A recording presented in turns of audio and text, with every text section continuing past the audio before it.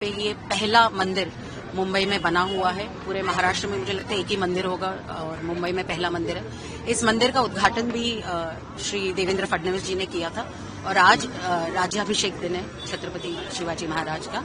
उस राज्याभिषेक दिन के लिए मैंने उनको कहा कि आप आके आरती कर सकते हैं, तो उनको बहुत अच्छा लगा। वो कह रहे मेरे लिए सम्मान की बात है और वो आज आए और उन्होंने आरती की। चुनाव आने वाला बीएमसी का, उसमें अब राज ठाकरे और उद्धव ठाकरे एक होने वाले, ऐसा प्रयास लगाया जा रहा है। हम देख रहे हैं कि उद्धव ठाकरे ने भी कहा कि महाराष्ट्र के मन में जो होगा वही होगा। कैसे देखते हैं अगर ये युति होती है दोनों भाई की? देखिए, मैं किसको इस रूप से देखती नहीं। मैं हर वक्त मैंने ये सीखा है भारतीय जनता पार्टी के कार्यकर्ता के रूप से कि मैं अपने आप को एक कार्यकर्ता के रूप से कैसे देखूं, मेरी पार्टी कैसे काम कर रही है उसको कैसे देखूं।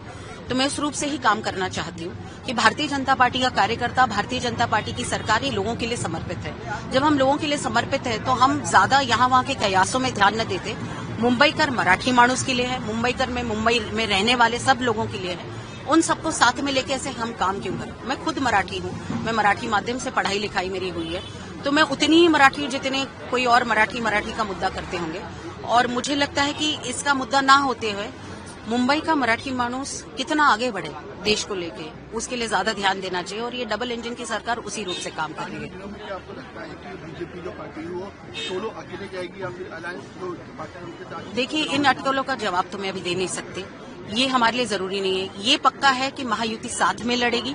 कैसे लड़ेगी, क्या लड़ेगी, वो प्लस एंड माइनस जो गणित होता है वो आपको पता ही चलेगा।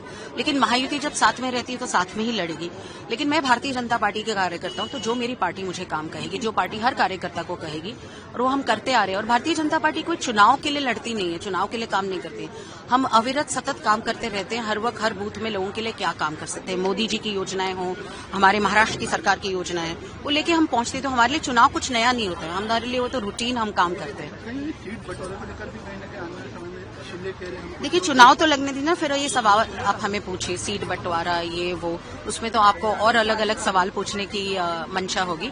अभी तो हम देखेंगे कि छत्रपति शिवाजी महाराज महाराष्ट्र का हिंदवी स्वराज्य का दैवत, हम सारे देश में छत्रपति शिवाजी महाराज का विचार लेके आगे बढ़ रहे हैं। आदरणीय प्रधानमंत्री उस विचार को आगे लेके बढ़ रहे हैं, महाराष्ट्र के मुख्यमंत्री देवेंद्र जी लेके आगे बढ़ रहे हैं कि जनता का काम, जनता सुखमय रहे, जनता आगे बढ़े, और उसमें मुंबई भी बहुत जरूरी। तो ये मंदिर पहला छत्रपति शिवाजी महाराज जी के लिए हमने बनाया है, उसके लिए हर कोई आके यहाँ पे छत्रपति का दर्शन है।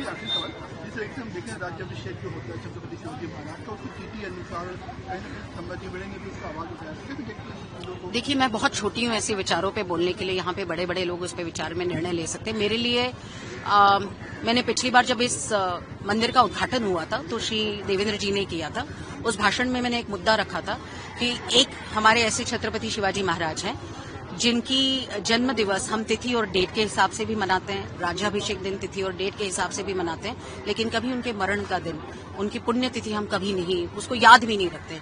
ऐसे अजरामर राजा हमारे दिल में वो रहते हैं।